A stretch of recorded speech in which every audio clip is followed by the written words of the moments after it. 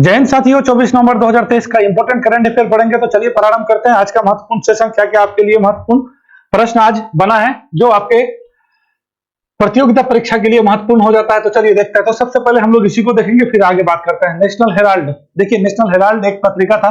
स्वतंत्रता पूर्व जो है ये पत्रिका हम लोग के देश के पहले प्रधानमंत्री पंडित जवाहरलाल नेहरू के द्वारा इसका स्थापना आपका 1938 में किया गया था। ये बात समझ लीजिए, ठीक है। तो इस पत्रिका को चला रहे थे दो कंपनी मिलकर। पहले तो यही था एजीएल, ठीक है, द एसोसिएटेड जर्नल लिमिटेड, ठीक है। तो ये कंपनी के साथ फिर आगे आके यंग इंडिया जुड़ता है और यही मामला है। तो हम लोग मामला कम जानेंगे।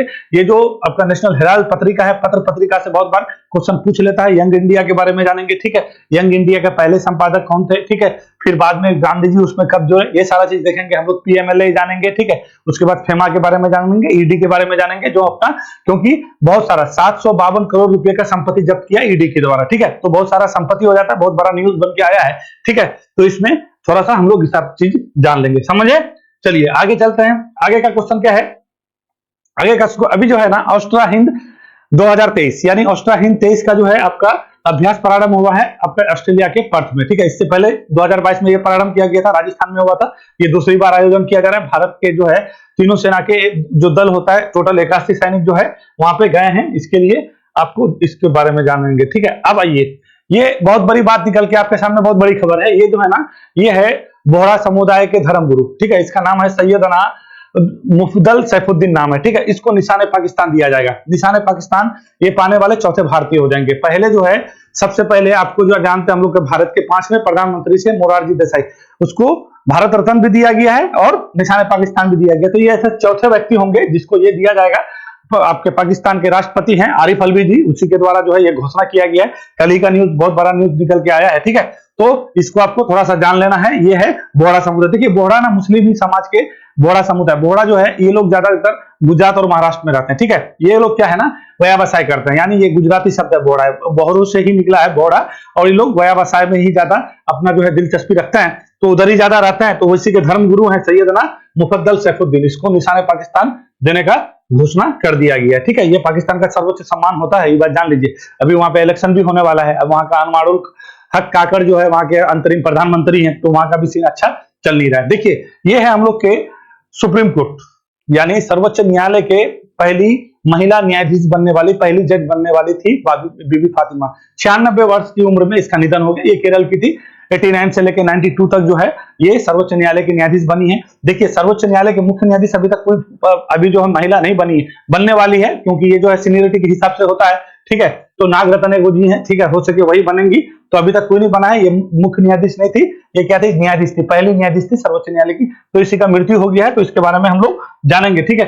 ये राज्यपाल भी रही हैं, मानव अधिकार आयोग के मतलब सदस्य के भी रूप में काम की हैं, ठीक है। तो यहाँ से इस तरह का क्वेश्चन बना के देगा कि इनका संबंध किससे नहीं रहा है। बहुत बार इस तरह का क्वेश्चन आपका बन के निकल के आता है, ठीक है। चलिए आइए, अभी आपको बताए थे ग्लोबल फिशरीज कॉन्फ्रेंस हो रहा था गुजरात के अहमदाबाद के साइंस सिटी में, ठीक है, बताए थे, ठीक है। वहां पे अब गुजरात के मुख्यमंत्री गए थे, भूपेंद्र भाई पटेल गए थे, वहां के राज्यपाल गए थे, बहुत सारे लोग गए थे। तो उसी अवसर पर एक मछली है घोल मछली, ठीक है। ये मछली क्या है ना, ये बहुत महत्वपूर्ण है, जानते हैं। अगर कोई मछुआरा इस मछली को पकड़ लेता है तो उसको कहा जाता है कि आपका लॉटरी लग गया, ठीक है, लॉटरी वाला मछुआरा कहा जाता है। तो इस मछली को है गुजरात का राज मछली का दर्जा दिया गया है। ये मछली कुछ ज्यादा ही आपका चर्चा में आ गया है, ठीक है। ये आपका हिंद प्रशांत वाला क्षेत्र में पाया जाता है, ठीक है, गुजरात में और थोड़ा मोड़ा महाराष्ट्र वाला क्षेत्र में पाया जाता है। तो गुजरात का नई मछली राज मछली घोषित किया, तो थोड़ा सा ये महत्वपूर्ण हो जाता है। तो इसको हम लोग देख लेंगे। भारत में जो है आपका जो है समुद्री उत्पाद में कितना नंबर में है, मछली उत्पादन में कौन सा स्टेट सबसे ज्यादा है, ठीक है। ये सब चीज जानना जरूरी है। चलिए आइए, अभी है थाईलैंड के बैंकॉक में आपको जो है एशिया तीरंदाजी चैंपियनशिप हो रहा था। उसमें भारत टोटल 9 पदक लेके आया है। 4 आपका स्वर्ण है, 4 रजत है और 1 कांस्य है, ठीक है। तो इसको भी जान लेंगे, जरूरी है। ये सब चीज पूछ लेता है। देखिए ये इंपोर्टेंट है थोड़ा सा। अंडर 90 T20 वर्ल्ड कप होने वाला था, कहां पे आपका, श्रीलंका में। श्रीलंका को आईसीसी ने क्या किया है, अपना सदस्यता रद्द कर दिया उसका, ठीक है। जानते हैं कि श्रीलंका का वहां का थोड़ा राजनीति हस्तक्षेप हो गया था और आईसीसी चाहती है कि कोई भी बोर्ड हो, ठीक है, कहीं कोई भी कंट्री का हो, वहां पे राजनीतिक हस्तक्षेप नहीं होना चाहिए। तो इसी को लेकर के अब क्या है ना, ये वर्ल्ड कप होने वाला था श्रीलंका में, तो उससे छीन लिया गया है। ये चला गया आपके किसके पास, दक्षिण अफ्रीका के पास। जब ये इस तरह से कंट्रोवर्सी वाला अगर कोई भी मुद्दा आता है तो उसको जरूर भी याद रखना है। तो अब श्रीलंका के से लेके करके कहा दक्षिण अफ्रीका का चला गया है। इसी वजह से मैं इसको जो है क्वेश्चन बनाया हूं। कल ऐसे भी आपका विशाखापट्टनम में 20 ऑस्ट्रेलिया के साथ हो रहा था, ठीक है, गजब मैच हुआ है। चलिए आगे चलते हैं। अभी क्या है ना, ब्रिक्स, देखिए ब्रिक्स के बारे में जानता है, ब्रिक्स बहुत अच्छा है, Brazil, Russia, India, China, south Africa. 2010 में साउथ अफ्रीका के जुड़ा, ठीक है कि नहीं है। अब फिर 6 सदस्य को जोड़ना चाह रहा है। इस 6 सदस्य में से एक सदस्य जो है अर्जेंटीना जो है, ये हो गया गड़बड़। अर्जेंटीना बताए थे, अर्जेंटीना के नए राष्ट्रपति बने हैं कौन भैया, जेवियर माइली। वो क्या दक्षिणपंथी है, चाइना के साथ उसका बनता नहीं है। चाइना और ब्राजील को उसका मुद्दा ही था, जब इलेक्शन जीता था उसका मुद्दा था कि चाइना और ब्राजील से हमको संबंध तोड़ लेना है, ठीक है। पूरा एकदम अमेरिका के इशारे पे काम कर रहा है, ठीक है। तो उसने क्या बोला कि जो नया जो 1 जनवरी 2024 से 6 सदस्य आपका ब्रिक्स में जुड़ने वाला था, ठीक है, उसमें से एक आपका अर्जेंटीना था। तो अर्जेंटीना तो बोल दिया कि अब हम उसमें जाएंगे नहीं जाएंगे, ठीक है। यहाँ पे हो गया आपका थोड़ा कंट्रोवर्सी। अब क्या किया है पाकिस्तान वाले, अभी जो है आवेदन किया है कि 2024 में जो आपका ब्रिक्स का जो है आपका सम्मेलन होने वाला है, कहां पे, रूस में, ठीक है। रूस कहां पे, कजान में होगा, ये भी याद रखिएगा। अभी 2015 मतलब अभी जो हुआ था 15वां कहां पे, आपका दक्षिण अफ्रीका के जोहान्सबर्ग में हुआ था, ठीक है। 16वां होने वाला है वहां पे। अब ये क्या चाह रहा है, रशिया भी इसके साथ जो है सपोर्ट में खड़ा है पाकिस्तान के साथ कि हम पाकिस्तान को मेंबर बनाएंगे। और रूस में हो रहा है, तो रूस अब जहां पर कोई मेजबानी करता है ना, तो उसका ज्यादा बोलबाला होता है। तो अब भारत के साथ थोड़ा समस्या है, भारत इस सदस्य में रहेगा, रहना ही होगा, ठीक है। बहुत सारा कहानी है, ठीक है, भू राजनीति है, यहाँ से ये सब चीज नहीं कर सकते। तो पाकिस्तान, जैसे हम लोग एससीओ में पाकिस्तान भी है, भारत भी है, तो देखिए अभी अब पाकिस्तान मेंबरशिप मिल रहा है नहीं मिल रहा है, तो ये आवेदन कर दिया है। तो इसको हम लोग थोड़ा सा ब्रिक्स को अच्छा से जान लेंगे, ठीक है। इसका पहला जो है सम्मेलन आपका कब हुआ था ब्रिक्स का, 2009 में, ठीक है। तब से लेके फिर ये रेगुलर मूड में चल रहा है। और अभी कुछ ज्यादा हिट इस वजह से क्योंकि इसमें 6 को है नया सदस्य जुड़ने वाला है। अब अर्जेंटीना भी यहाँ से निकलने वाला है, बोल दिया है कि हम नहीं रहेंगे, इसमें नहीं जुटेंगे। 1 जनवरी से जुड़ने वाला था ना, नहीं जुटेगा, ठीक है। अब 5 ही जुटेगा। 5 में से कौन है आपका, ईरान है, उसके बाद यूएई है, सऊदी अरब है, मिस्र है और इथोपिया है। ये बिल्कुल भी याद रखना है, ठीक है। तो चलिए हम लोग शुरू करते हैं। पहला क्या है ना, देखिए थोड़ा सा इसको समझ लीजिए, 2 पंक्ति का आपके लिए, ठीक है। क्या बोलते हैं कि आशा की थोड़ी सी भी कमी हमें असफलता की ओर धकेल देती है, लेकिन आशा की अलख जगाकर मेहनत करते रहने वाले की कभी हार नहीं होती। तो अपना आशा को बनाए रखिए। जब कुछ चीज का आप अगर आशा करते हैं तो आपको मेहनत करने का दुगुना शक्ति आता है। अगर थोड़ा सा भी आप निराश हो जाते हैं, ठीक है, तो आपका क्या होता है ना कि आपको जो है ना बहुत मतलब जो आपका सफलता है, सफलता से आप बहुत दूर चले जाते हैं। इसी वजह से आदमी को हमेशा एक धैर्यवान होना चाहिए और एक आशा रखना चाहिए कि नहीं हम कर सकते हैं। तो ये इस पंक्ति है, इस पंक्ति को जरूर पढ़ें एक बार। अगर दिन में समझते हैं, रखते हैं, तो आप आशावादी होना बुरी बात नहीं है। अब ऐसा भी नहीं कि घोर आशावादी, अपने पे आशावादी होइए कि नहीं मैं कर सकता हूं, तो ये आशा है, ठीक है। तो चलिए ये एक पंक्ति है, इस पंक्ति से हम जो है कुछ प्रेरणा ले सकते हैं। चलिए आता है दुनिया की तीसरी ताकतवर आर्थिक संगठन ब्रिक्स, ठीक है। ये क्या है, ब्रिक्स। चलिए पहली बात है, तो तीसरी ताकतवर आर्थिक संगठन है कौन सा भैया, ब्रिक्स, ठीक है। ब्रिक्स में शामिल होने के लिए किस देश ने आवेदन किया है, तो पहले आपको बोले हैं पाकिस्तान ने आवेदन कर दिया है। और ये जो है रशिया में जो है आपका इसका कार्टून भी बनाया गया था, ठीक है। और ये बहुत ज्यादा आपके लिए महत्वपूर्ण हो जाता है। चलिए तो क्या बोला है, पहले हम लोग जानेंगे कि जो है आर्थिक संगठन ताकतवर जो बोला है, ब्रिक्स के बारे में जान लेंगे। तो ब्रिक्स क्या है, ब्रिक्स जो है विकासशील समूह का एक देश है, ठीक है। ये पूरे विश्व का जो जीडीपी होता है ना, पूरे विश्व का जो जीडीपी होता है, उस जीडीपी का ये कितना प्रतिशत रखता है, ये जीडीपी का टोटल जो है 26-27% कहीं रखता है, बट आप 26% रखेगा। टोटल विश्व के जीडीपी का 26% जीडीपी ये ब्रिक्स रखता है। देखिए ये ताकतवर लिखा है ना आर्थिक संगठन, इसी वजह से मैं बता रहा हूं, ठीक है। अब देखिए पूरा व्यापार, पूरे विश्व का जो व्यापार होता है, उस व्यापार का इसके पास टोटल कितना इसका भाई एक अधिकार है, तो क्या कहिएगा 16%। और जनसंख्या का टोटल जो है कितना इसका खेल है, तो जनसंख्या का खेल है इसके पास 41%, ठीक है। पूरे विश्व का जो है जनसंख्या जैसे 8 बिलियन है ना, 8 बिलियन है ना, यानी 800 करोड़, तो उसमें से 41% जनसंख्या ये आपका ब्रिक्स रखता है। ये पहले ब्रिक्स को समझ लीजिए। अभी ब्रिक्स हुआ 15वां सम्मेलन हुआ था, कहां पे आपका दक्षिण अफ्रीका में। कहां हुआ था, क्या कहिएगा, दक्षिण अफ्रीका में हुआ था। और यहाँ पे अपना मोदी भी गए थे, ठीक है, दक्षिण अफ्रीका के जोहान्सबर्ग में हुआ था, ठीक है, जोहान्सबर्ग में हुआ था। ये बात आपको याद रखना है, जोहान्सबर्ग में हुआ था। और यहाँ पे मोदी जी भी गए थे। इसी में 6 सदस्य जोड़ने की बात हुआ था। नया सदस्य 1 जनवरी कब से कहिएगा, 1 जनवरी 2024 से 6 सदस्य जुड़ने वाला था। कौन कौन था भैया, तो थोड़ा सा मैप के सहारे में आपको हम बता दें, आपको ज्यादा समझ में आएगा, क्योंकि यहाँ पे आपका क्योंकि ब्रिक्स समूह है, यहाँ से आपको जानना बिल्कुल भी जरूरी हो जाता है। देखिए यहाँ पे आपका सदस्य है, ये आपका क्या है, ब्राजील है, ये कौन सा है, रशिया है, इधर आइएगा तो चाइना हो जाएगा, इधर आ जाएगा भारत हो जाएगा, ये आपका दक्षिण अफ्रीका। ये बना था कब, 2000 देखिए इसका संकल्पना ना एक ब्रिटिश अर्थशास्त्री थे, जिम ओ'नील। ये नाम बिल्कुल कहेगा कि ब्रिक्स किसका संकल्पना था, कौन सा अर्थशास्त्री का, जिम ओ'नील ने ये जो है इसका संकल्पना दिया। फिर ये जो है आपका रेगुलर मोड में 2009 से जो है इसका आपका बैठक होने लगा। फिर 2010 में इसमें दक्षिण अफ्रीका आके जुड़ गया।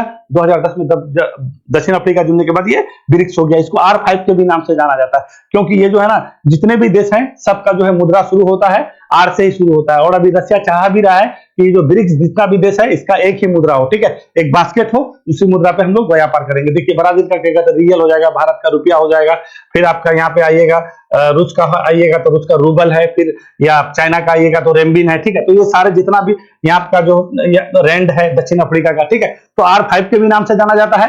R5 कहेगा तो क्या कहिएगा, ब्रिक्स समूह कहिएगा पहली बात। और दूसरी बात है ये इतने सारे दस, हाँ किसको किसको जोड़ना है तो बोल ही नहीं दिए। ये है आपका अर्जेंटीना, देख रहे हैं यहाँ पे अर्जेंटीना है। और यहाँ पे ये भी आपका थोड़ा सा चर्चा में आ गया है, यहाँ पे आपका एक फॉकलैंड द्वीप है, छोटा सा द्वीप है, ये द्वीप पर अधिकार है किसका, इंग्लैंड का, ठीक है। तो इंग्लैंड, अब ये भी द्वीप को लेकर जो जेवियर माइली जो नया राष्ट्रपति बने हैं जेवियर, ठीक है, ये बहुत ज्यादा ड्रामा कर रहे हैं, ठीक है, ये बहुत एकदम एक्शन में आ गया। अरे ऐसा राष्ट्रपति बना है ना, ये बोला ना कि ब्राजील से बिल्कुल भी रिश्ता नहीं रखेंगे, चाइना से बिल्कुल भी रिश्ता नहीं रखेंगे, ये पूरा अमेरिका के सपोर्ट में काम कर रहा है। ये क्या बोला ना, यहाँ का जितना हेल्थ सेक्टर में जो भी बजट है उसको खत्म, हेल्थ सेक्टर को खत्म कर देंगे, यहाँ का जो सेंट्रल बैंक है उसको खत्म कर देंगे, ठीक है, कुछ नहीं रखेंगे, ठीक है। अरे बहुत जबरदस्त आदमी है, ठीक है, ये यहाँ पे बहुत ज्यादा रिसेशन है, इसको भिखारियों का देश भी कहा जाता है, अर्जेंटीना को भिखारी का देश कहा जाता है, भिखारी का देश बता दे रहे हैं। पता है क्या है यहाँ का, देखिए हम लोग का भी जो है इन्फ्लेशन रेट, हम लोग का मुद्रास्फीति कितना है, 7% है, 7% 6% है, तो हम लोग का ये हाल है। यहाँ पे जानते हैं 100 से हमेशा पार रहता है, 120 या 22 के करीब करीब है यहाँ पे इन्फ्लेशन रेट। अब समझ जाइए क्या हाल होगा, ठीक है, बहुत ज्यादा भिखारी लोग यहाँ पे रहते हैं, बहुत हालत खराब है। तो यही के राष्ट्रपति बने जेवियर माइली, समझे। और ये बोला क्या कि हम जो ब्रिक्स में शामिल होने वाले थे नहीं होंगे। अब यहाँ पे शामिल कौन कौन होगा, तो ये आपका देखिए ये मिस्र है, ये होगा, ये आपका इथोपिया है, ठीक है, ये होगा, ठीक है, ये हो जाएगा, ये आपका कौन सा है, सऊदी अरब है, ये आपका यूएई है, ठीक है, और ये आपका ईरान है, ये सारा लोग शामिल होने वाला है। अब आवेदन कौन किया है, तो यहाँ पे आपका पाकिस्तान है, देख रहे हैं हम लोग से कटा था, ये आपका पाकिस्तान है, ये आपका शामिल होने वाला है। मेरे हिसाब से समझ गए होइएगा, तो इतना सारा चीज है। तो ब्रिक्स हम लोग के लिए बहुत ज्यादा महत्वपूर्ण हो जाता है, ब्रिक्स को जानना बिल्कुल। तो जिम ओ'नील जो है एक अर्थशास्त्री थे, उसी का संकल्पना था, ठीक है। दक्षिण अफ्रीका में कैवा हुआ था, 15वां सम्मेलन हुआ था, 15वां जोहान्सबर्ग में, ये आपका 15वां होगा। 16वां कहां होगा, तो क्या कहिएगा, अगर 16वां कोई कब पूछेगा कि 16वां जो है आपका ब्रिक्स का जो है BRICS, ये जो है ब्रिक्स का 16वां कहां होगा, तो क्या कहिएगा, कजान में। कजान कहां पड़ता है, रूस में होता है। देखिए अभी जो है दक्षिण अफ्रीका में जो हो रहा था, तो पुतिन जी वहां पे नहीं गए थे, ठीक है। क्यों नहीं गए थे भैया, आपको बताई थे कि जो है इंटरनेशनल क्रिमिनल कोर्ट द्वारा जो है इसको पर ये सजाए मौत का जो है इसको दिया गया था, इसी को लेके ये कहीं नहीं जा रहे। जो भी उसका सदस्य देश है वहां पे इसका जाना बैंड जाएगा, तो पकड़ा लिया जाएगा, ये नहीं है, ठीक है। तो कहने का मतलब है कजान में होने वाला है, रूस में होने वाला है, और ये 16वां होगा, ठीक है। ब्रिक्स के बारे में बिल्कुल भी सारा चीज बता दिए। आज कल वाले में हम आपको G20 के बारे में बताए थे, आज वाला बता दिए हैं इसके बारे में। चलिए आगे चले, पूरा हो गया, बहुत ज्यादा लंबा चला जाता है ना फिर। चले मेंस अंडर 19, देखिए ये जो है ना अंडर 19 वर्ल्ड कप, एक होता है T20 वर्ल्ड कप जो अभी होने वाला है आपका कहां पे, वेस्ट इंडीज में होगा और अमेरिका में होगा, ठीक है, 2024 में होने वाला है। तो अंडर 19 वर्ल्ड कप है ये भी होता है। और ये देखिए क्यों बता रहे हैं, ये तो बताने का जरूरत नहीं, जरूरत क्या है ना, अभी श्रीलंका को आईसीसी के द्वारा, आईसीसी है ना, आईसीसी, ठीक है, आईसीसी के द्वारा जो है श्रीलंका को जो है क्या कर दिया है, डिसमिस कर दिया गया। क्यों, वहां का जो है जानते हैं, वहां पे आपका रिसेशन है, बहुत गड़बड़ सत्ता पलट हो गया था। फिर आपका जो है दिनेश गुणवर्धन आया, फिर ठीक है, तो थोड़ा सा वहां पे थोड़ा सा रानिल विक्रमसिंघे है, तो थोड़ा सा वहां पे अभी राजनीतिक स्थिरता आई है। तो इसी को लेकर के जो है ना वहां पे होने वाला था, उससे छीन करके किसको दे दिया है, दक्षिण अफ्रीका को। अब इस तरह से कोई भी आयोजन कहीं होने वाला होता है, वहां पे ना होकर दूसरी जगह चला जाता है, तो ये आपका हॉट टॉपिक हो जाता है, और आपका ये क्या पेपर में जो है आपका कवर करता है ये सारा चीज न्यूज। तो इस न्यूज को आपको थोड़ा सा बिल्कुल भी जान लेना है। तो कहां होगा, दक्षिण अफ्रीका में होगा। अब इसके बारे में कुछ ज्यादा नहीं बताने वाले हैं। चलिए आगे बढ़े। पैरा एशिया क्या बोल रहा है, पैरा एशिया तीरंदाजी चैंपियनशिप भारत के कुल कितने पदक जीते हैं, तो भारत टोटल 9 पदक जीते हैं, 4 स्वर्ण, क्या कहिएगा, 4 स्वर्ण जीता है, ठीक है, 4 स्वर्ण है और 4 रजत है, क्या कहिएगा, 4 रजत है और 1 कांस्य है, ठीक है। ये तो बिल्कुल भी याद रखिएगा कहां पे हो रहा था, तो आपका ये क्या बोलते हैं, थाईलैंड के बैंकॉक में, ठीक है। तो थाईलैंड कहां पे है, दक्षिण पूर्व एशिया का है, ठीक है। मैं बहुत बार थाईलैंड के बारे में बता, सेरेता थाबिसिन के बारे में बहुत बार बताया, ठीक है। तो यहीं पे आपका होने वाला है, ये आयोजन जो है थाईलैंड के बैंकॉक में होगा, इतना इतना जीता, ठीक है। मोदी जी बहुत ज्यादा प्रशंसा की है इसका, कर ले, ठीक है। ये कल ही परसों कल ही की बात है, ठीक है। मोदी जी बहुत प्रशंसा की कि इस तरह से जो है हम लोग का जो भी खिलाड़ी है, एथलीट है, इतना अच्छा काम कर रहे हैं। चलिए आगे बढ़े। आगे क्वेश्चन क्या है, हाल ही में गुजरात सरकार किस मछली को राज मछली घोषित किया है? तो क्या कहते हैं गुजरात, तो भूपेंद्र भाई पटेल वाली बात हो रहा है। अपने मोदी जी जो पीएम है उसका जो है होम स्टेट है, ठीक है। तो इस सरकार ने जो है ये मछली है कौन, घोल मछली या ब्लैक स्पॉटेड करेकर, दोनों में से कोई भी आपको नाम दिए, घुमाने के लिए पूछेगा तो आपको ये नाम डाल देगा, ठीक है। ऐसे पूछेगा तो घोल। ये मछली क्या है ना, बहुत ज्यादा इंपॉर्टेंट है। देखिए भारतीय लोग इसका सेवन नहीं करते हैं, इसका सेवन जो है कम ही करते हैं, ये बात थोड़ा बता देते हैं। इसको जो है ना क्या इसका जो है निर्यात किया जाता है, इसका बहुत महंगा होता है। जैसे चाइना में ना, चाइना वाइना में इसका जो है ना, अब इसका जो है ईयर ग्लैडर जो होता है उसमें क्या होता है ना, उसका दवाई बनता है, ठीक है।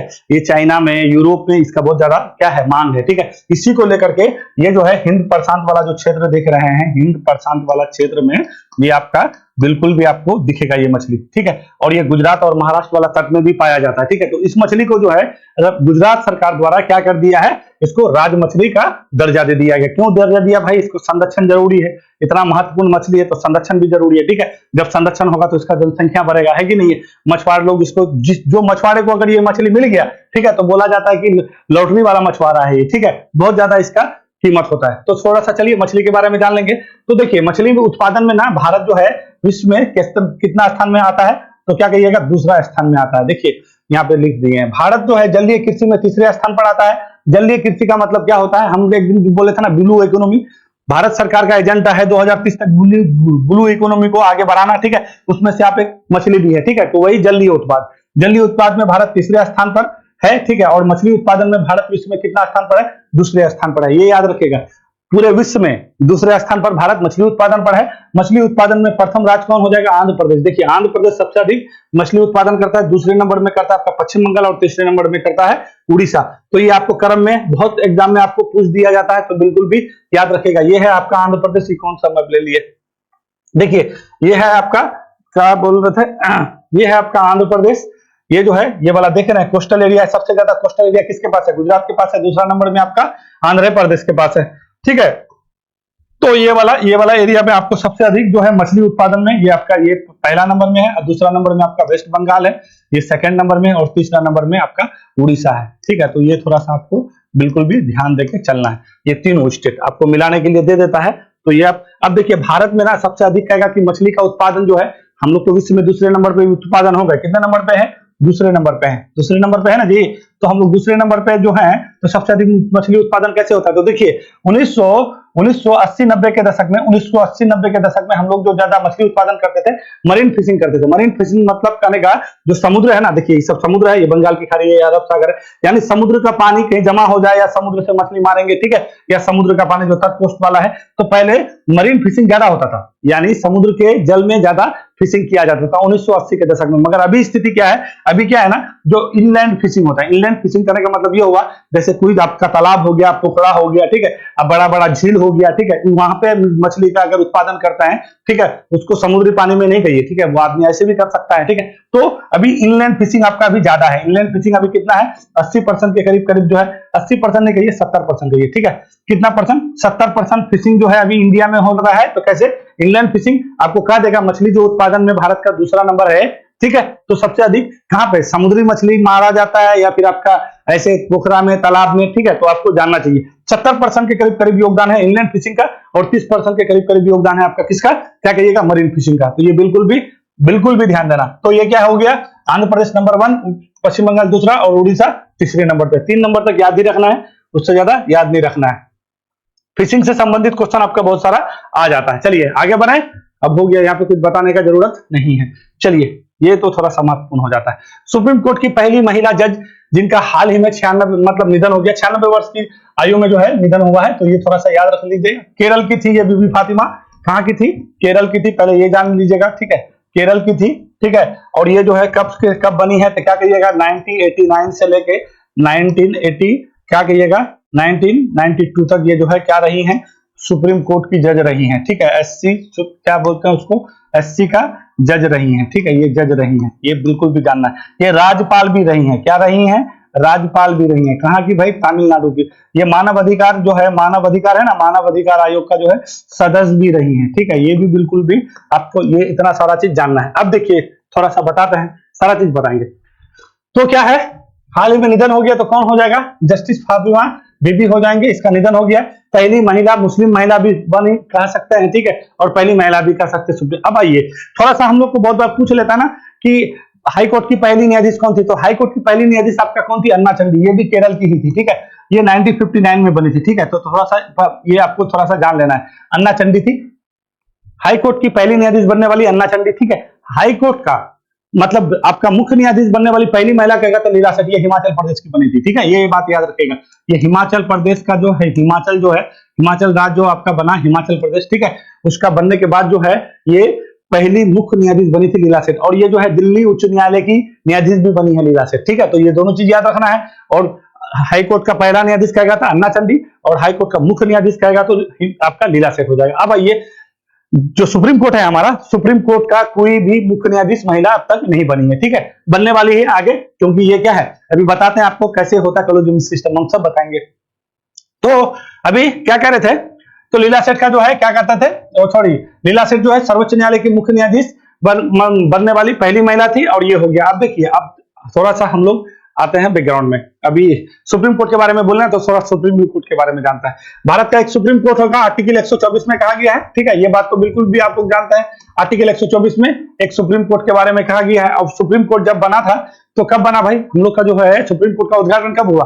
देखिए सुप्रीम कोर्ट जब भारत शासन अधिनियम 1935 में आया था ना, भारत शासन अधिनियम 1935, ये याद रखिएगा, हम लोग के आजादी से पहले तो भारत शासन 1900 अधिनियम में ही संघ की बात किया गया था, और उस संघ के लिए एक सुप्रीम कोर्ट की बात हुई थी। तो ये बात आपको बोल सकते हैं कि सुप्रीम कोर्ट का बात सबसे पहले कहा तो भारत शासन अधिनियम, क्योंकि संघ की बात हुआ था और संघ के लिए एक सुप्रीम कोर्ट होना चाहिए था, ठीक है। तो जैसे हम लोग भारत गणतंत्र हो गया, ठीक है, 26 जनवरी, देखिए स्वतंत्र तो 1947 में हो गया, गणतंत्र कब हुआ हम लोग 26 जनवरी 1950 को मेरा संविधान लागू हुआ हम लोग का। तो उसके बाद जो है इसको 2 दिन बाद जो है 28 जनवरी को क्या कहिएगा, 28 जनवरी और कब 1950 को जो है क्या कहिएगा, हम लोग का जो है सुप्रीम कोर्ट का उद्घाटन हुआ। और उस टाइम जो है सुप्रीम कोर्ट में कितने न्यायाधीश थे तो क्या कहिएगा, उस टाइम जो है 7 न्यायाधीश थे, क्या कहिएगा 7 न्यायाधीश थे, ठीक है, 7 न्यायाधीश थे, और एक जो है क्या थे, मुख्य न्यायाधीश थे, ठीक है। तो ये बात बिल्कुल भी आपको जान जाना। बहुत बार पूछता है कि जिस टाइम जो है सुप्रीम कोर्ट में पहली बार कितने न्यायाधीश और कितने अन्य न्यायाधीश थे, क्या कहिएगा 7 न्यायाधीश और एक मुख्य न्यायाधीश। हम लोग का पहला मुख्य न्यायाधीश कौन था, एच.जे. कानिया, हरिलाल, ठीक है, ये बात याद रखिएगा, एच.जे. कानिया थे, ठीक है, तो ये बात बिल्कुल भी आपको याद रखना है, एच.जे. कानिया थे। फिर ये धीरे धीरे सुप्रीम कोर्ट का विस्तार बढ़ता गया, ठीक है, और अभी फाइनली सुप्रीम कोर्ट में कितने जज हैं, तो अभी फाइनली सुप्रीम कोर्ट में कितना जज कहिएगा, 33 जो है आपका क्या है न्यायाधीश है, और एक क्या है आपका मुख्य न्यायाधीश। और मुख्य न्यायाधीश कौन है, डी.वाई. चंद्रचूड़। वो कौन होता है, धनंजय यशवंत चंद्रचूड़, ठीक है। और ये कैवां है तो 50वां है, क्या कहिएगा 50वां है, ठीक है, बिल्कुल भी आपको जानना है, 50वां मुख्य न्यायाधीश है। और टोटल कितना है, 33 आपका न्यायाधीश है और एक मुख्य न्यायाधीश है, ठीक है। अब देखिए टोटल भारत में अगर कहेगा कि टोटल उच्च न्यायालय कितना है, तो 25 उच्च न्यायालय है। देखिए 2 जून 25 उच्च न्यायालय, अभी कितना है न्यायालय अभी हम लोग का कितना है, तो क्या कहिएगा 25 है। देखिए 25 का अंतिम जो है आंध्र प्रदेश 2 जून 2014 को जब तेलंगाना अलग हो गया, तो उसके बाद जो है आपका एक फिर से आपका आंध्र प्रदेश के लिए एक न्यायालय बना, वो 25वां हुआ। तो कहने का मतलब है टोटल अभी अपना इंडिया में इतना सारा चीज आपका न्यायालय। अब थोड़ा सा न्यायालय के बारे में ये जान लीजिए कि मुख्य न्यायाधीश जो होता है ना, इसका वेतन कितना होता है। जो हम लोग का मुख्य न्यायाधीश होता है, जो डी.वाई. चंद्रचूड़ है, डी.वाई. चंद्रचूड़ है, इसको कितना मिलता है, तो 2,80,000 होता है, और ये संसद द्वारा आपका दिया जाता है, ठीक है। तो आपको बिल्कुल भी ये चीज याद रखना। देखिए इसका नियुक्ति के बारे में आते हैं, उच्च न्यायालय का मुख्य न्यायाधीश हो, मतलब सर्वोच्च न्यायालय का मुख्य न्यायाधीश हो या अन्य न्यायाधीश हो, इसका नियुक्ति कौन करता है, राष्ट्रपति करता है। ये तो राष्ट्रपति जान लीजिएगा। और ये राष्ट्रपति करेगा कैसे भाई, तो देखिए ये राष्ट्रपति कैसे करता है, कॉलेजियम, पहले कॉलेजियम के द्वारा जो है किसी को सेलेक्ट किया जाएगा, जो उसको सेलेक्ट किया जाएगा वही आदमी को जो है राष्ट्रपति द्वारा नियुक्ति किया जाता है, ठीक है। तो ये कॉलेजियम क्या, देखिए कॉलेजियम जो है ना कई बार आया, ठीक है, तो फाइनली 81 में 21 आया, फिर 93 में आया, फिर 98 में आया, तो हम लोग 93 वाले को चलेंगे, ठीक है। तो कॉलेजियम प्रणाली क्या है ना, कॉलेजियम प्रणाली के तहत क्या है, जो सुप्रीम कोर्ट के जो न्यायाधीश का नियुक्ति होगा उसमें क्या हो जाएगा, एक जो है आपका सुप्रीम कोर्ट का जो मुख्य न्यायाधीश कॉलेजियम में रहेगा ही, ठीक है, वो रहेगा ही। उसके अलावा जो है 4 अन्य न्यायाधीश, वरिष्ठतम न्यायाधीश रहता है, उसके द्वारा जो है वरिष्ठता के आधार पर जो है इसका क्या किया जाता है, आपका चयन किया जाता है, फिर उसके द्वारा नियुक्ति आपको कौन, राष्ट्रपति करेगा। तो ये कॉलेजियम प्रणाली याद रखेगा, 1993 में आया था। देखिए ये कहीं संविधान में दिया हुआ नहीं है, ये जो है आपका सुप्रीम कोर्ट के ही द्वारा इसको उगाया किया गया।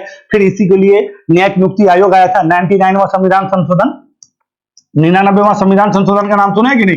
ये आया था आपका न्यायिक नियुक्ति आयोग, ठीक है। तो इसको 2015 में फिर निरस्त कर दिया गया था, और ये आयोग आया ही था इसी वजह से क्योंकि जितने भी सुप्रीम कोर्ट के न्यायाधीश है या मुख्य न्यायाधीश है उसी का नियुक्ति के लिए, तो फिर सुप्रीम कोर्ट बोला कि नहीं, ये जो थर्ड पे ये जो आपका क्या बोलते हैं सेपरेशन ऑफ पावर है, विधायिका, कार्यपालिका, न्यायपालिका, इसके साथ फिर गद्दारी हो जाएगा।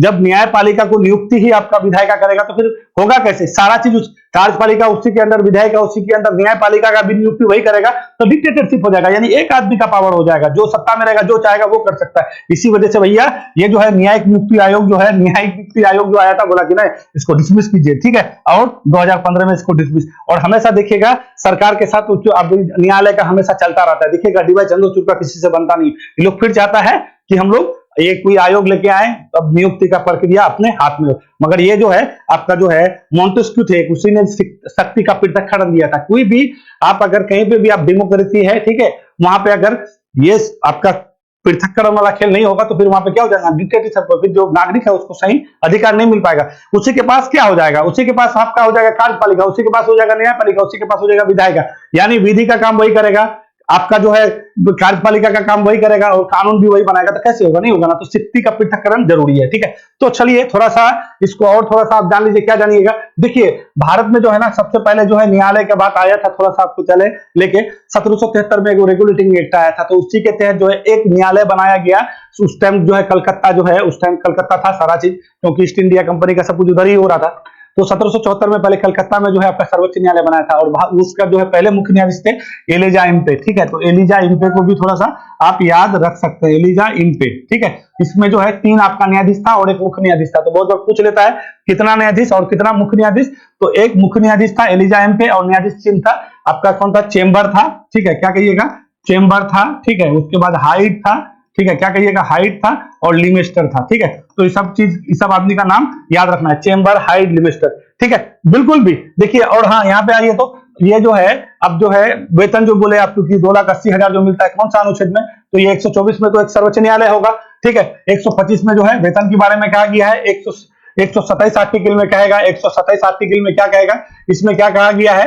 ये जो है आपका तदर्थ न्यायाधीश, मतलब कोई भी आपका जो है तदर्थ न्यायाधीश के बारे में आर्टिकल 127 और सर्वोच्च न्यायालय जो है एक अभिलेख न्यायालय होगा, आर्टिकल 29। ये सारा चीज पूछ लिया, 127, 129, 124 बिल्कुल भी पूछता है, ठीक है। तो आपको याद रखना है, ये सारा चीज आपका महत्वपूर्ण है। जो चीज महत्वपूर्ण है हम उसी चीज को बताते हैं, बाकी बच्चा कोई भी एग्जाम देता है तो आप लोग को आइडिया होगा ही, ठीक है। अब मेरे हिसाब से बहुत ज्यादा हो रहा है, ज्यादा जाएंगे तो फिर गड़बड़ हो जाएगा, ठीक है। तो इसका नियुक्ति से संबंधित समझ गए हैं, और कॉलेजियम भी आपको हम बता ही दिए हैं। जैसे सर्वोच्च न्यायालय का जो है न्यायाधीश का नियुक्ति होता है, वैसे आपका उच्च न्यायालय का भी होता है। तो यहाँ पे कॉलेजियम का जो नेतृत्व करेगा आपका यहाँ वाला जो है आपका जो मुख्य न्यायाधीश होगा वो करेगा, ठीक है। और वहां पे आपका सर्वोच्च न्यायालय का जो मुख्य न्यायाधीश होता है वो कॉलेजियम का नेतृत्व करता है, ठीक है ना। तो ये सर्वोच्च न्यायालय में कितना कॉलेजियम में होता है? टोटल 4 न्यायाधीश होता है और एक मुख्य न्यायाधीश होता है, ठीक है।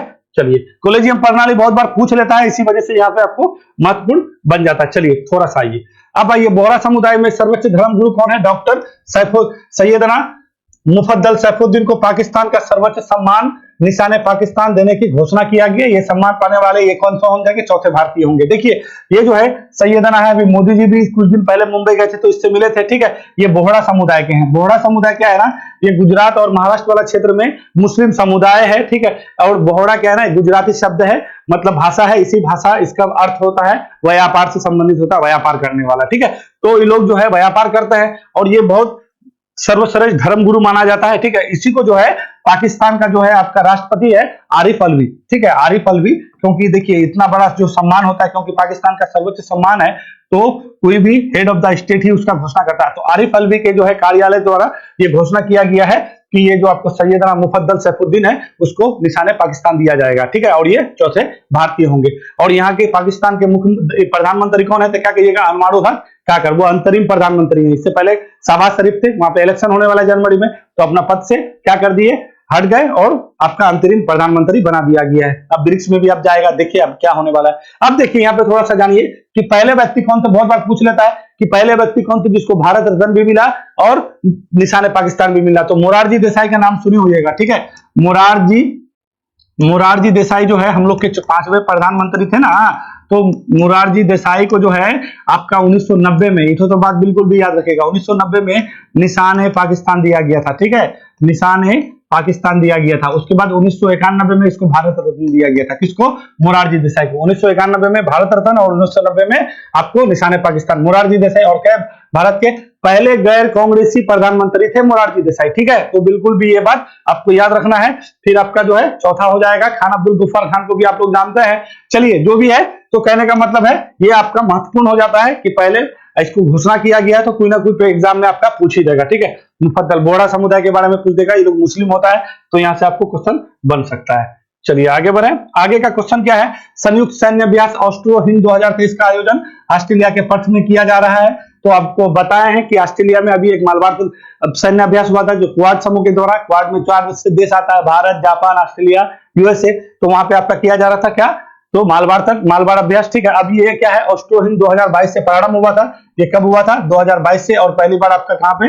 राजस्थान में हुआ था। क्या कहिएगा? राजस्थान में हुआ था 2022 में। अभी कहां हो रहा है? तो पर्थ में हो रहा है। ठीक है, ऑस्ट्रेलिया में पड़ता है। और यहाँ पे जो टोटल है हम लोग का जो है वायुसेना और आपका जल सेना का, तीनों सेना का लगभग है 81 जो है सैनिक वहां पे गए हैं इसका दल, और वहां पे अपना अभ्यास कर रहे हैं। तो ये थोड़ा सा याद रखेगा। ऑस्ट्रो हिंद क्या है? ये दूसरा संस्करण हो रहा है। कहां पे? ऑस्ट्रेलिया में हो रहा है। बिल्कुल भी महत्वपूर्ण हो जाता है। कल भी आप लोग को हम बताए थे एक सैन्य अभ्यास। ठीक है, वो देखिए सैन्य अभ्यास जितना भी बताते चलते हैं ना, आप तो एक तरफ से उसको क्या करिए, चलते चलिए। अभी कल बताया था ना, वज्र प्रहार आपका मेघालय के उमरोई में हुआ था ना, अमेरिका के साथ चल रहा है ना। तो ये बिल्कुल भी आपके लिए महत्वपूर्ण हो जाता है। बहुत बार यहाँ से संबंधित क्वेश्चन पूछ लिया जाता है। चलिए अगला क्वेश्चन क्या है? National Herald. ठीक है, से संबंधित ईडी ने जो है 752 करोड़ रुपए की संपत्ति जब्त किया है। देखिए नेशनल हेराल्ड मामला क्या है, थोड़ा सा आपको पहले इसको समझा देते हैं, फिर हम लोग आगे बढ़ेंगे। देखिए नेशनल हेराल्ड मामला क्या है ना, प्रधानमंत्री नेहरू जानता है स्वतंत्रता सेनानी थे, देश के पहले प्रधानमंत्री भी बने। तो 1938 में जो है ना, इसके द्वारा एक पेपर शुरू किया गया नेशनल हेराल्ड। कई लोगों के द्वारा, लगभग 5000 लोगों की सहमति से जो है कई जगह पूरे देश में कई कार्यालय खोला गया और एक पेपर शुरुआत किया गया, नेशनल हेराल्ड पेपर। ठीक है, और इसको संचालन कौन करता था? एक कंपनी था एजेएल। ठीक है, एजेएल क्या है? द एसोसिएटेड जनरल लिमिटेड है। ठीक है, इसके द्वारा जो है इसका संचालन किया जाता था। अब देखिए इतना बड़ा प्रेस है, आपका जो है पत्रिका निकलेगा, तो देश के अलग अलग जगह में आपका क्या होगा? ये आपका बिल्डिंग भवन होगा ना, तो अलग है। जैसे आपका मुंबई में है, कल दिल्ली में है, कोलकाता में है, लखनऊ में है, तो बड़े बड़े शहर में इसका जगह जमीन था और एजीएल के द्वारा चला है। तो ये एजीएल के साथ कई बार बहुत सारा लफड़ा हुआ, इतना जगह नहीं जाएंगे। फिर आगे आप आइए 2010 में घटना में आइए डायरेक्ट है। ठीक है, एजीएल बुरी तरीके से बुड़ गया। फिर यहाँ पे आपका निकल के आता यंग इंडिया लिमिटेड। ठीक है, यंग इंडिया। ठीक है, यंग इंडिया। देखिए यंग इंडिया के बारे में अगर बात करते हैं तो अभी वो भी पत्रिका है, तो इसके प्रमुख बनाए गए राहुल गांधी। 2010 की बात है। ठीक है, तो यहां से जो है इसका पूरा अधिग्रहण कर लिया गया। तो ये सारा बात है। तो इसी को लेकर के जो आपका जो है हेराल्ड मामला है, तो ये दोनों कंपनी पर क्या किया है? जो संपत्ति था, ठीक है, लगभग 752 करोड़ रुपए का जो है संपत्ति ईडी के द्वारा जब्त कर लिया गया। अब देखिए ये ईडी क्यों करती है? ये ईडी क्या है? अभी आते हैं, उधर भी आते हैं। ये ईडी क्या है? ये इन्फॉर्मेशन डायरेक्टरेट, ये प्रवर्तन निदेशालय क्या है? देखिए 1956 में जो है ये प्रवर्तन के रूप में जो है इसका स्थापना हुआ। फिर 1957 में इसको प्रवर्तन निदेशालय जो है आपका कब? 1957 में हो गया। ठीक है, अब इसका जो है अभी अंतरिम जो है इसके निदेशक कौन है भैया? ये राहुल जी हैं, राहुल नवीन है। ठीक है, तो राहुल को थोड़ा सा याद रखिएगा। ठीक है, इसका काम क्या है ना, जो जितने भी यानी ब्लैक मनी को व्हाइट मनी करता है ना, जिसको पीएमएलए कहते हैं ना, प्रिवेंशन मनी लॉन्ड्रिंग एक्ट। ठीक है, ये 2002 में अधिनियम आया था, संसद द्वारा 2002 में अधिनियम आया और ये लागू कब हुआ? 2005 में। ये दोनों छोटी चीज याद रखिएगा। ठीक है, पीएमएलए बहुत बार पूछे, तो प्रिवेंशन मनी लॉन्ड्रिंग एक्ट आया। ये क्या है ना कि जो है आपका जो है जो काला धन को व्हाइट धन में जो परिवर्तन जो आपका चेंज करता है, तो क्या ईडी का काम क्या है ना कि इसको काला धन को व्हाइट मनी में नहीं करने देना है। ठीक है, इसको पकड़ना है, पहला काम है ईडी का, पहला काम। दूसरा काम क्या है? एक है फेमा। देखिए फेमा का नाम सुने होइएगा। ठीक है, ये क्या है? Foreign exchange money act. ठीक, ये मैनेजमेंट एक्ट होता है। ठीक है, फॉरेन फेमा होता है, पहले फेरा था, रेगुलेटिंग एक्ट था, फिर उसके बाद 99 में ये फेमा, ये अधिनियम कब आया भाई? 1999 में आया। बहुत बार पूछ लेता है। फिर ये क्या हो गया? 2000 में ये लागू हुआ, इसको भी याद रखिएगा। 2000 में आपका फेमा लागू हुआ। ये क्या है? फॉरेन एक्सचेंज मैनेजमेंट एक्ट होता है। ठीक है, विदेशी मुद्रा अधिनियम प्रबंधन अधिनियम होता है। विदेशी मुद्रा प्रबंधन अधिनियम कब आया था? 1999 में। इसमें क्या है? जो भी विदेश से मुद्रा आता है उसका जो है प्रबंधन करने का काम किसके पास है? ईडी के पास है। तो ईडी इस जो काम दिया गया है, इसी काम के तहत जो है आपका ये काम करती है। अभी देखिए राजस्थान में इलेक्शन हो रहा है, गमागमी चल रहा है, और इसी बीच में जो है आपका ये खबर निकल के आता है। तो देखिए 2010 में राहुल गांधी आपका यंग इंडिया से जुड़ा, उसके बाद जो है यंग इंडिया जो भी एजीएल था उसका पूरा संपत्ति यंग इंडिया के पास, वो इन लोग के साथ कोलैबोरेशन हुआ और इसको जो है ठप कर दिया गया। फिर आगे मामला चलते चलते चलते चलते यहां तक मामला चला है और फाइनली जो है आपका ये सारा चीज आपको देखने में आता है। देखिए अब यंग इंडिया क्या है, तो यंग इंडिया जो है ना, पहले ये पत्रिका था, इसको पहले जानिए, ये यंग इंडिया और ये इसको जो है आपका लाला लाजपत राय का नाम सुने होइएगा, ठीक है, लाला लाजपत राय, उस दिन भी बताया था इसके बारे में, तो इसी ने पहले शुरू किया था इसको, लाला लाजपत राय, ठीक है। कब किया था भाई? 1916 में, 1916 में। फिर गांधी जी जब इंडिया आए, गांधी जी का जो है स्वतंत्रता आंदोलन के लिए, क्योंकि 3 दशक तक लड़े और उसी के नेतृत्व में लड़ाई हुआ, तो ये 1919 से ये किसके पास आ गया? गांधी जी के पास, ठीक है। तो गांधी जी इसका क्या करने लगे? इसका प्रकाशन करने लगे 1919 से लेके 1931 तक, यंग इंडिया का, ठीक है। ये पत्रिका भी रहा है आपका, ठीक है। और सबसे पहले लाला लाजपत राय 1916 में इसका जो है स्थापना किया था, शुरुआत लाला लाजपत राय किए थे, और 1919 से 1931 तक यंग, तो गांधी जी जो है यंग इंडिया में ही अपना सारा लेख जो है प्रकाशन करते थे। और ये साप्ताहिक पत्रिका था, अंग्रेजी था, याद रखिएगा, हम कुछ मेन बात बताते ही नहीं है, अंग्रेजी था, ठीक है, और साप्ताहिक था। ये क्या कहिएगा? साप्ताहिक पत्रिका था, ठीक है। ये साप्ताहिक पत्रिका था आपका यंग इंडिया 1919 से लेकर 1931 तक। तो ये सारा बात है। इसी मामले में 752 करोड़ रुपया पकड़ा गया है किसका? तो क्या कहिएगा? ये दोनों कंपनी है, एजीएल और यंग इंडिया। एजीएल का क्या होता है? एसोसिएटेड जनरल लिमिटेड, इसको थोड़ा सा जान लीजिएगा, ठीक है। अब इसी से जोड़ के देखा जा रहा है किसको? आपका राहुल गांधी को और सोनिया गांधी को, क्योंकि राहुल गांधी भी यंग इंडिया के रहे हैं, ठीक है। इसमें बहुत इधर उधर वाला बात है, ठीक है, वही है, इधर से उधर पैसा गया, वो उसको दिया, वो उसको दिया, एजीएल और यंग इंडिया के साथ ही हमेशा चला रहा है ये कहानी। तो ये थोड़ा सा आपको जान लेना है। चलिए, हो गया मेरे हिसाब से। हमको लगता है पीएमएलए भी समझ गए हैं, ठीक है, पीएमएलए फेमा भी समझ गए हैं, ठीक है। ईडी के बारे में तो बता ही दिए हैं, ठीक है, ईडी का काम क्या है। चलिए, क्योंकि देखिए कोई भी संस्था कोई अगर काम करती है तो उसका क्या वर्क है, रेगुलर क्या वर्क है, ये जानना जरूरी है। तो चलिए, मेरे हिसाब से आज पूरा क्वेश्चन समाप्त हो गया है। हम लोग फिर मिलेंगे कल एक नया एनर्जी के साथ। जो भी चीज बताते हैं उसको अच्छा से पढ़िए, मस्त रहिए। फिर वीडियो देखने के लिए शुक्रिया।